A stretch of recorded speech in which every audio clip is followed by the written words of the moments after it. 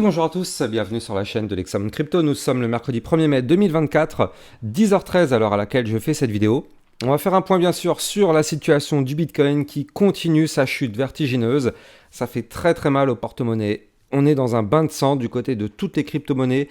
C'est assez violent quand même. Quand on regarde ce qui s'est passé en un mois, on a vraiment des performances juste dégueulasses avec du moins 50, moins 40, moins 35.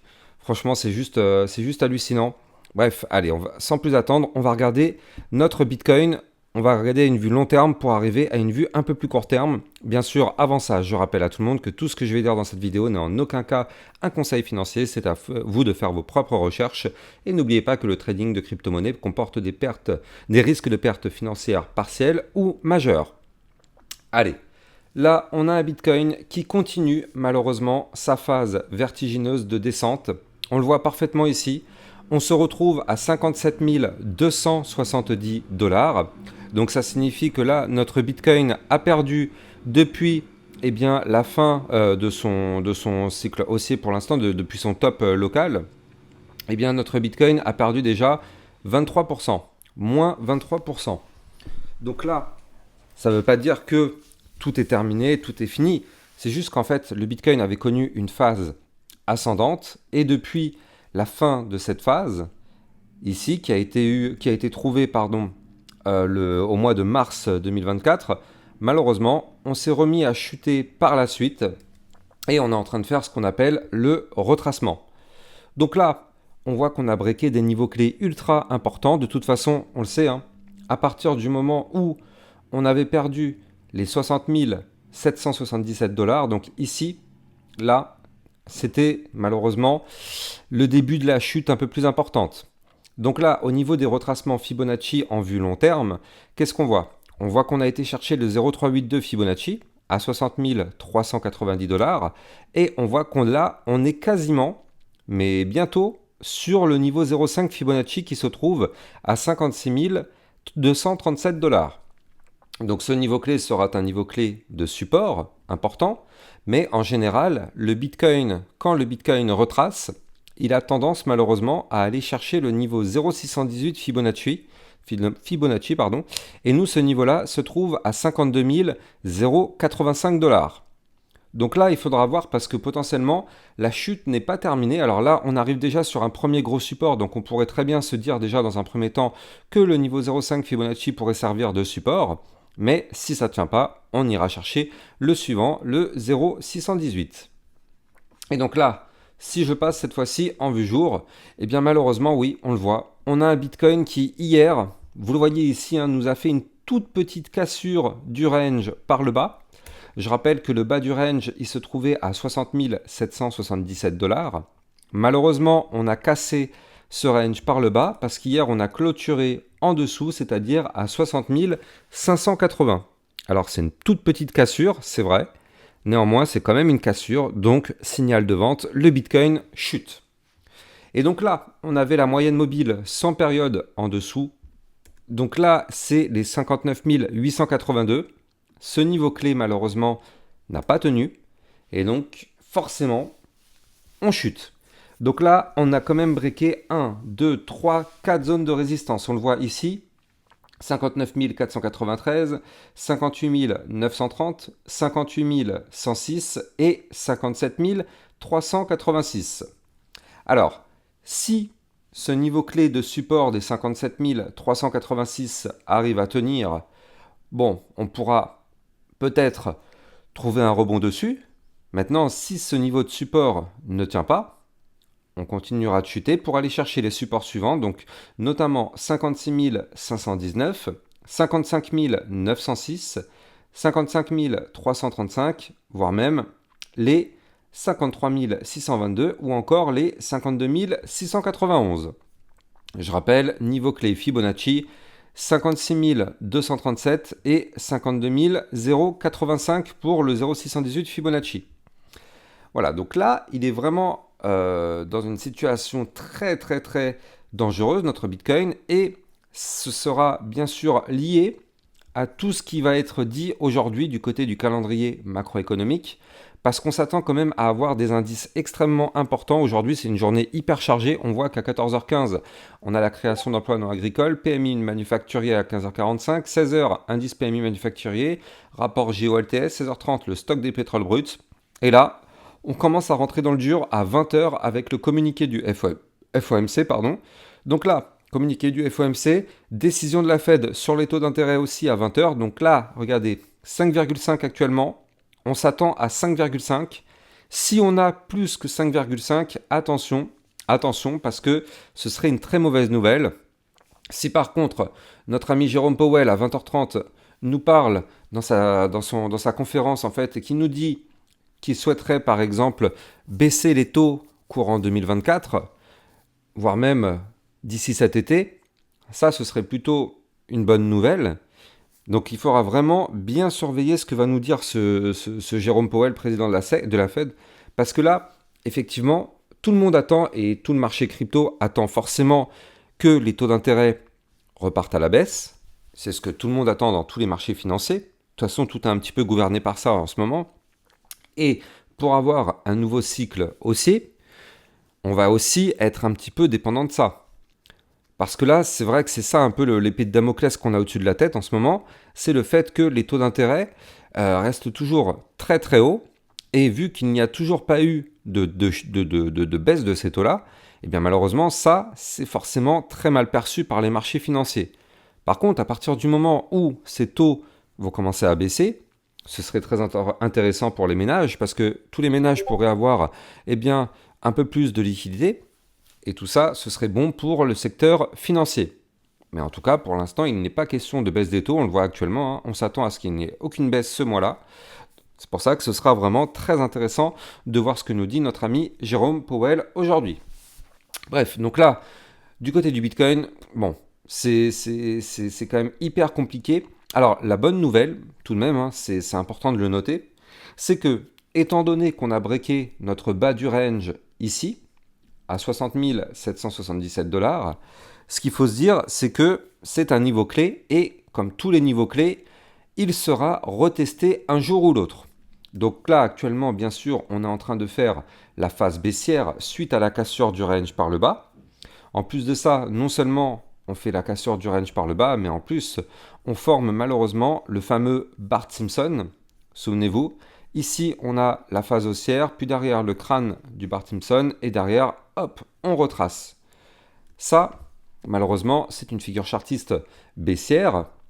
Maintenant, on a été quand même chercher déjà des niveaux clés de support importants, et à un moment donné, le Bitcoin remontera pour venir faire le fameux pullback des 60 777. Alors, il est possible qu'il continue de chuter encore un petit peu avant de remonter. Néanmoins, on reviendra chercher ce niveau clé, quoi qu'il arrive, un jour ou l'autre. Il faut juste être patient. Et ça, ce sera un pullback déterminant. C'est-à-dire que soit on réintégrera le range par le bas, et dans ce cas-là, ce sera une nouvelle incroyablement bonne, parce que je rappelle que quand on réintègre un range par le bas, le but serait d'aller chercher par la suite le haut du range. Donc nous, notre haut de range est à 71 330 $.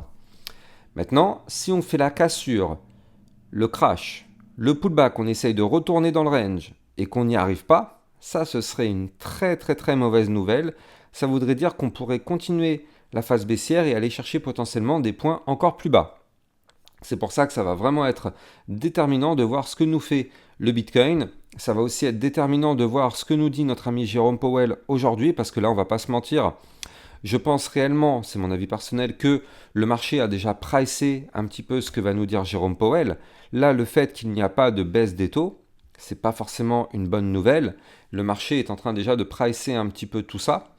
Donc ce serait bien que ce soir, notre ami Jérôme Powell, dans sa déclaration, nous dise qu'il souhaiterait baisser les taux courant 2024, voire même d'ici juin, juillet. Ce serait vraiment ça une très très bonne nouvelle. Même si là, actuellement, il ne veut pas baisser les taux tout de suite, mais si il voudrait les baisser un peu plus tard dans l'année, ça, ce serait une bonne nouvelle. Et je pense que ça pourrait insuffler un bol d'air pur sur les marchés. Et ça donnerait aussi un espoir. Donc là, on pourrait voir, pourquoi pas, un Bitcoin qui remonte un petit peu, revenir chercher des points plus hauts. Mais si notre ami Jérôme Powell ne nous parle pas de hausse de taux, de baisse des taux, pardon, là, malheureusement, ce serait pas du tout bullish, tout ça en tout cas, clairement. Donc ouais, affaire à surveiller. Là, on peut se mettre de toute façon un petit peu dans toutes les échelles de temps, hein. C'est, pour l'instant, il n'y a rien. Il n'y a aucune figure chartiste qui montre un potentiel retournement de tendance à la hausse. Même pire que ça, hein, regardez ça. Ça, hier soir, je me rappelle, hein, c'était vers minuit et demi, 1 heure du matin, on était en train de discuter sur Discord, d'ailleurs c'était cool. Et en fait, regardez, on avait breaké ici les 60 777 dollars. À partir du moment où on a breaké, on a eu un premier crash.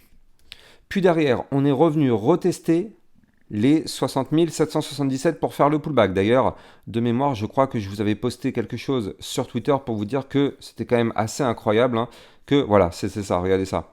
Le Bitcoin qui avait fait une masterclass, il est revenu quand même retester au millimètre près le niveau clé qu'il avait breaké.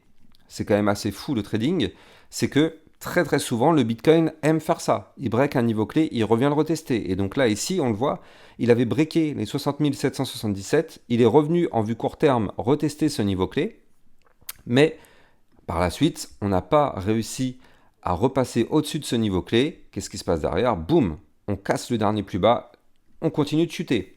Et là actuellement vous le voyez, hein, comment c'est chirurgical, on vient de faire une mèche du côté du Bitcoin, pile poil au millimètre près, sur le support des 56 519 dollars.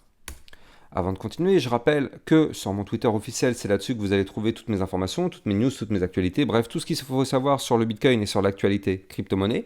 Vous allez trouver le lien en description de cette vidéo. Et je rappelle que les likes et les commentaires sont très fortement appréciés. Bien sûr, c'est grâce à ça que ma chaîne YouTube est mieux mise en avant. Donc ouais, là pour le Bitcoin, malheureusement, pour l'instant, il n'y a strictement aucune bonne nouvelle concernant une potentielle remontada ou autre. Maintenant, il faut quand même voir aussi la vue très long terme. Quand on se met en vue mensuelle, en réalité, elle est quand même plutôt sympa cette vue mensuelle. Si on regarde bien ce qui se passe, eh bien, on a ici un Bitcoin qui avait formé un nouvel ATH suite à la cassure déjà de ce fameux niveau clé des 60 777.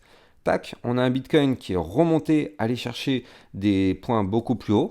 On a quand même fait un ATH ici à 73 000 dollars. On a été chercher les 73 900 dollars quand même. C'est important de le souligner. Et donc là, notre Bitcoin se met maintenant à faire le pullback en vue très long terme aussi. Il ne faut pas oublier ça, hein. C'est qu'en vue long terme, on avait breaké quand même les 60 777 dollars. Et là, on est tout simplement aussi en train de revenir retester ce niveau clé. Si on regarde vraiment la vue long terme, elle n'est pas du tout effrayante, au contraire. La vue long terme, on a formé ici un point haut plus haut que les précédents. On est même dans un canal ascendant en vue très long terme. Alors, le truc qui pourrait être effectivement un petit peu dangereux, c'est que quand on se fait rejeter par le haut du canal, attention, parce que le but est d'aller chercher par la suite le bas du canal. Alors là, nous, notre bas du canal, il se trouve quand même à 22 000 dollars. Donc, je ne dis pas qu'on va aller à 22 000 dollars. Tout de suite, en tout cas. Pas tout de suite, pas avant de très longs mois. Moi, je pense personnellement que là, on est en train de revenir retester des niveaux clés, comme je vous l'ai dit tout à l'heure. On revient rechercher un maximum de liquidité. On revient faire un maximum de peur pour sortir le maximum de personnes sur le marché. Et d'amorcer une nouvelle phase haussière pour aller chercher les 95, peut-être même 99 000 dollars, voire même 100 000 dollars pour les prochains mois. Maintenant, bon, j'ai pas de boule de cristal bien évidemment, ça c'est juste mon avis personnel.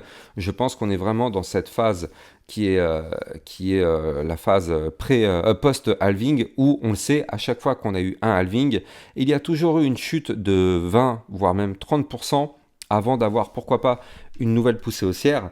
Et là on est clairement dedans en réalité, hein. On est clairement dedans. Donc là regardez ça, hein, ça pourrait vraiment signifier cette phase post-halving avec une chute. Puis derrière, on trouve un rebond sur un des niveaux clés que je vous avais donné tout à l'heure. On se relance en formant ici une anse comme ça. Et là, boum, derrière quand on fait ça, c'est pour remonter, aller chercher des points beaucoup plus hauts. Donc là, quoi qu'il arrive, il faut impérativement, vraiment impérativement, que les niveaux clés Fibonacci que je vous ai donnés tout à l'heure tiennent bon. Donc je vous les redonne. Donc 56 237, Enfin déjà, on a 56 519, 56 237, puis 52 085. Ça, quoi qu'il arrive, ce sera nos niveaux de support extrêmement importants à sauvegarder. Je rappelle quand même que si ces niveaux clés ne tiennent pas, le prochain niveau Fibonacci majeur se trouve à 46 172 $. Néanmoins, ce qui est vraiment bénéfique, c'est que le RSI continue de descendre. Et ça, on le sait, c'est ce qu'on voulait. On le voulait parce qu'on était trop haut. Il y avait une euphorie sur les marchés financiers. Et il y a encore quelques semaines, tout le monde pensait qu'on allait aller à 100K sans passer par une case retracement. Donc quand le marché est beaucoup trop euphorique, qu'est-ce qui se passe derrière? Il y a toujours systématiquement la punition. Il faut toujours, comme je le dis, respecter les marchés financiers. Je vous ai d'ailleurs fait une vidéo YouTube sur ça. Vous tapez sur YouTube Lexa respecter les marchés financiers. Et vous allez voir qu'effectivement, il faut toujours respecter les marchés. Quand on a du pump, on a des jolis profits. Et je rappelle que c'était notre cas tout de même. Parce que là, si on prend ce qui s'est passé depuis maintenant 2023, tout 2023, on a eu quand même une très très belle phase haussière. Je rappelle que là, quand même, depuis, voilà, on était quand même à 16 365 le 1er janvier 2023. Et là, le 1er mars 2024, donc un an et 2 mois après, 3 mois après, on s'est retrouvé quand même à 73 000 $. C'est pour ça que là, on a eu des très jolis profits. D'où le fait aussi de récupérer ces profits par palier, hein. Ça c'est très important. À chaque fois qu'on a une poussée, on prend des profits. À chaque fois qu'on a une autre poussée, on prend des profits, on prend des profits, on prend des profits. Ce qui fait qu'au final, quand ça chute, bah nous derrière, on a déjà encaissé des profits, donc on est plutôt serein. Et si ça continue de monter, eh bien on continue de prendre des profits par palier plus haut, petit à petit à chaque fois. Comme ça, c'est une très bonne façon d'assurer des profits. Il y a des personnes qui ont connu cette phase haussière. Il y a eu quand même un x3 hein, du côté du Bitcoin, voire peut-être un peu plus. Et il y a des personnes qui n'ont pris aucun profit durant cette phase-là. Pour moi, personnellement, je trouve que c'est quand même très très grave du fait que quand on est dans les cryptos, c'est pour se faire de l'argent, on va pas se mentir. C'est pour se faire de l'argent. Et du coup, si on a beaucoup de gains, je ne comprends pas en fait pourquoi ne pas en prendre. Alors ça ne veut pas dire qu'il faut prendre l'intégralité et sortir de position à 100%, mais quand on a par exemple mis 10 000 $ et qu'on se retrouve avec 30 000 $, eh bien récupérer dans sa poche 10 000 $, je trouve que c'est quand même un move plutôt safe qui nous permet déjà de récupérer notre mise et le reste des 20 000 $ continue de circuler, de vivre sa vie et au pire des cas, si ça crache, du coup nous on aura récupéré notre mise et si ça continue de monter, c'est que du bonus. Je pense quand même que c'est plutôt stratégique de la jouer comme ça, plutôt que de se dire ouais, to the moon, non mais de toute façon c'est sûr et certain on va aller à 100 000 $. Qui nous dit qu'on va aller à 100 000 $? On n'a pas de boule de cristal. C'est juste nos avis personnels et nos sentiments qui parlent. Mais qui nous dit qu'on va vraiment y arriver? Qui nous dit que là le cycle n'est pas terminé? Moi j'y crois pas une seconde. Mais ça peut être aussi une possibilité. On peut en réalité peut-être avoir terminé le cycle haussier et boum, vu qu'on est rejeté ici par le haut du canal ascendant en vue mensuelle, on peut très bien aller chercher le bas du canal qui se trouve, comme je l'ai dit tout à l'heure, aux 22 000 $. C'est une possibilité. Qui nous dit qu'on va aller à 100 000 $? Personne. On ne peut pas savoir ça. Ce sont juste nous, la façon dont on perçoit le marché, c'est notre façon dont on perçoit effectivement la courbe. Moi, c'est ma façon dont on perçoit. Là, je pense vraiment qu'on va avoir un retracement, puis derrière former potentiellement une petite anse et se relancer pour avoir un point un peu plus haut du côté du Bitcoin. Mais ce n'est que mon avis personnel. Et bien sûr, ce n'est surtout pas un conseil financier. En tout cas, là, du côté du Bitcoin, c'est une catastrophe. Néanmoins, par rapport à nos altcoins, donc si on prend la crypto ANKR, eh bien, on va pas se mentir, c'est quand même, au final, des très très belles opportunités. On voit qu'on a formé sur le encore, malheureusement, ici, une cassure de la ligne de tendance haussière qui était ici. Je vous avais dit, il fallait surtout pas breaker cette ligne et je vous avais dit aussi que là, il y avait un mouvement dans 5 jours qui allait arriver. Si vous regardez ma dernière vidéo, le titre c'était encore un mouvement dans 5 jours arrive. Malheureusement, il a fallu attendre juste 2 jours pour avoir le crash. On a cassé la ligne de tendance haussière par le bas, on a cassé le ruban de moyenne mobile, boum, signal de vente. Et là, ce qui est bien, c'est qu'en fait, on n'a pas formé de point bas plus bas que les précédents. Regardez, le dernier point bas se trouve ici. Il se trouve à 0,040,011. On a même aussi un gros support qui est intact à 0,04165. Donc pour l'instant, sur la crypto ANKR, eh bien ça tient. Ça tient. Alors oui, en 2 jours, on a fait quand même moins 21%, c'est beaucoup. Mais les supports clés importants sont intacts.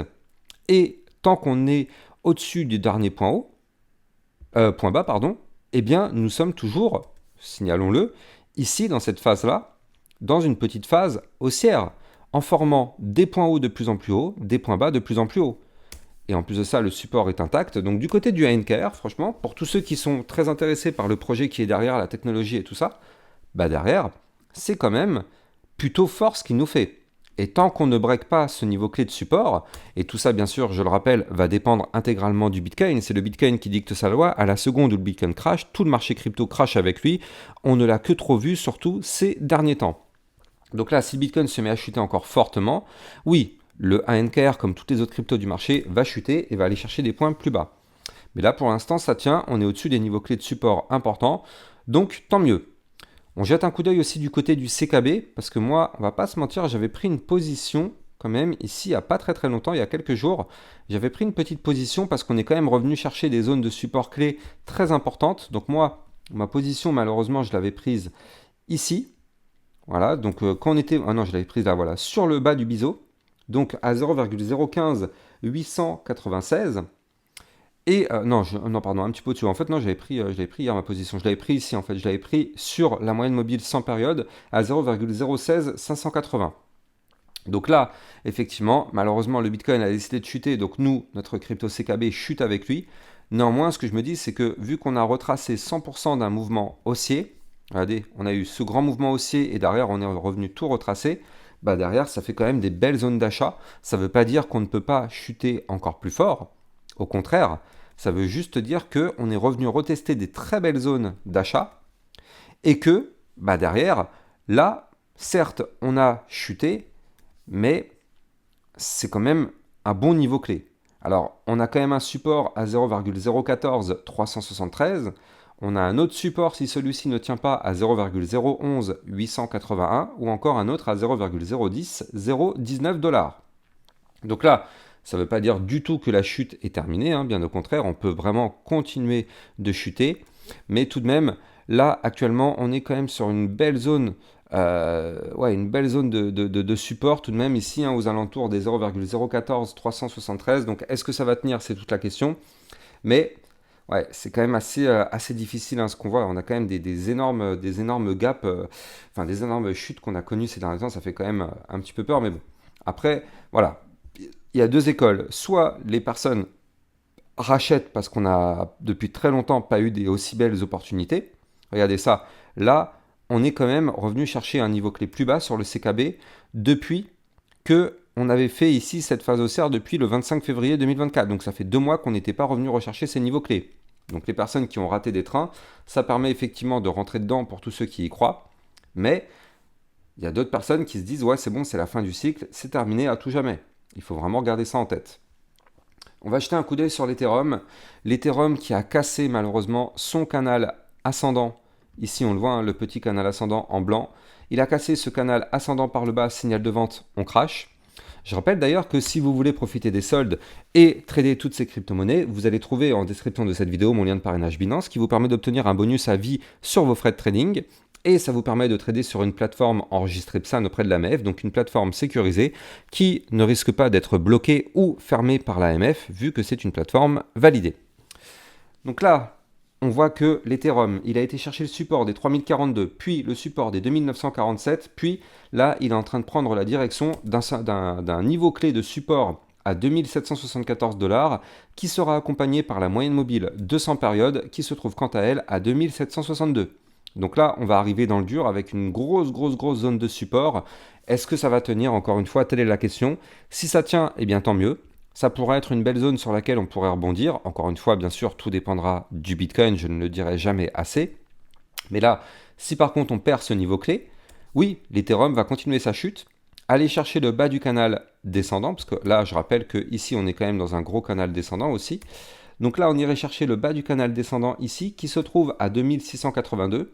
Et si on break ce canal descendant par le bas, vous l'avez compris, on risque de chuter encore plus fort. Oui, ça fait quand même très mal à surveiller en tout cas ce qui se passe parce que bon, c'est peut-être pas forcément terminé si le Bitcoin continue de chuter. Le Solana malheureusement qui a cassé son dernier point bas hier, donc là il y avait un potentiel espoir en double bottom ici, vous l'avez compris, l'espoir est mort et enterré, donc là terminé. On a cassé le dernier point bas, fallait surtout pas breaker ici les 131,65. Malheureusement, c'est fait. C'est cassé. On a quand même chuté et trouvé rebond ici sur le support des 118,65. Quand même, hein, ça, il faut le noter. Zone de rebond, enfin zone de support, ça fait plaisir, ça tient. Est-ce que ça va tenir longtemps? Ça, on n'en sait rien. Si ça ne tient pas, on a le support suivant qui sera extrêmement important. Regardez ça, le support suivant, 112,24, qui correspond en plus de ça au millimètre près à la moyenne mobile 200 périodes. Donc si ce support sur lequel on est actuellement ne tient pas et qu'on va chercher le suivant, eh bien c'est une belle zone effectivement de rebond. Par contre, si ce niveau clé ne tient pas, oui bien sûr, on continuera de chuter 106,21 puis 95,71. Soyons extrêmement prudents. Je rappelle une nouvelle fois, ce soir, on a le calendrier économique extrêmement important avec la décision de la Fed et le communiqué du FOMC. La parole de Jérôme Powell va être extrêmement vitale pour la suite du cycle. Donc oui, il faut vraiment surveiller tout ça. Bon, je ne vais pas m'attarder sur toutes les autres crypto-monnaies, vous l'avez compris, tout suit le Bitcoin, tout crash avec lui. En tout cas, ça donne quand même des belles opportunités si vous y croyez. C'est vrai que bon bah là, il y a quand même des moins 30, moins 40% sur certaines cryptos en l'espace de 3-4 jours. Donc oui, il faut se méfier, mais il faut regarder aussi pour vous où est-ce que vous pensez qu'on est dans le cycle. D'ailleurs, dites-moi en commentaire, hein, est-ce que vous pensez que le bull run ne fait que commencer? Est-ce qu'on est en milieu de cycle? Est-ce qu'on rentre dans le bear market? Dites-moi en commentaire, c'est vraiment extrêmement important. Bien sûr, expliquez pourquoi aussi au passage. Quant à moi, j'ai plus qu'à vous souhaiter une excellente journée. Je vous dis à plus tard, ciao ciao.